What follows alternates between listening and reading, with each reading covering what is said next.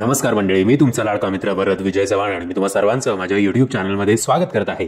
मंडळी, मैत्री आणि गोव्याचे प्लॅन्स हे समीकरण आपल्यासाठी काही नवीन नाही आहे. आणि हे समीकरण आपण शाळेत असल्यापासून, मग कॉलेजला गेल्यावर, मग नोकरी मिळाल्यावर आणि मग लग्न बिग्न होऊन जेव्हा आपण सेटल होतो आणि आपल्याला आपल्या मॅरिड लाईफमधनं एक ब्रेक हवा असतो, त्यानंतर आपल्या आधीच्या मित्रांची आठवण आपल्याला येणं, पुन्हा एकदा गोव्याची प्लॅन करणं आणि मग इन द एंड आपल्याच एरियातल्या कुठल्या तरी लोकल बारमध्ये बसून चिअर्स करणं, या सगळ्या गोष्टी आपण खूप अनुभवल्यात.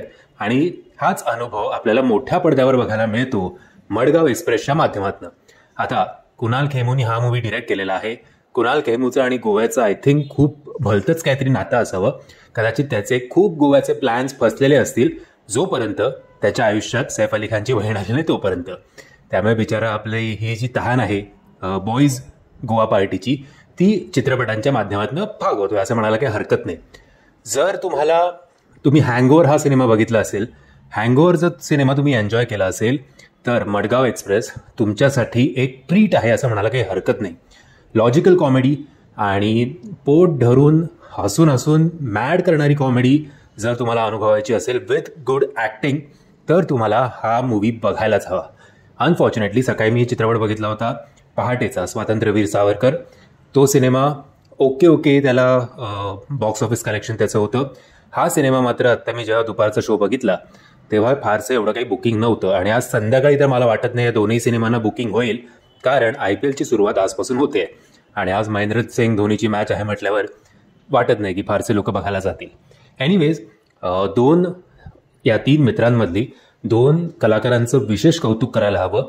एक म्हणजे प्रतीक गांधीचा जो अभिनय आहे ड्रग्ज घेण्याच्या आधीचा, गोव्याला पोहोचण्यापर्यंतचा आणि गोव्याला ॲक्सिडेंटली ड्रग घेतल्यानंतरचा, आणि दिव्यांदूंचा, हे दोन्ही अभिनेते सुपर आहेत. आणि यांच्या साथीला छाया कदम आणि उपेंद्र लिमये जेव्हा येतात आणि या दोघांमधली जी काही लफडी आहेत त्याच्यामुळे आपण पोट धरून हसतो, याच्यात काहीही शंका नाही. या सिनेमाचा एक निगेटिव्ह पॉईंट म्हणजे या सिनेमातली गाणी अत्यंत पकाऊ आहेत असं म्हणायला काही हरकत नाही. पण एक गोष्ट बरी आहे की गाणीसुद्धा 2-3 लाईन्स किंवा त्याच्यावर काही फार जात नाहीत. म्हणजे 2-3 मिनिटातच गाणी संपतात. कदाचित मेकर्सना कळलं असेल की गाणी जी आहे त्या सिनेमामध्ये अडथळा आणतात. सो गाण्यांचा एवढा लॉंग लास्टिंग इफेक्ट राहत नाही, हे एक जमेची बाजू. आता बघूया बॉक्स ऑफिसवर हे दोन्ही सिनेमे काय कमाल करतायत ते. हा सिनेमा तुम्हाला एक बकेट लिस्टमध्ये, आजचे दोन्ही सिनेमे राहतात, तुम्हाला बघायला काही हरकत नाही आहे. ॲटलिस्ट मॉर्निंग शोज तरी बघा, कारण ते जरा स्वस्त असतात म्हणून. बट हा वीकेंड या दोन सिनेमाजमुळे तुमचा चांगला जाईल, याच्यात काहीही शंका नाही. या सिनेमाला सुद्धा मी देतोय 3.5 स्टार. मंडळी, मी आशा करतो तुम्हाला हा व्हिडिओ आवडला असेल.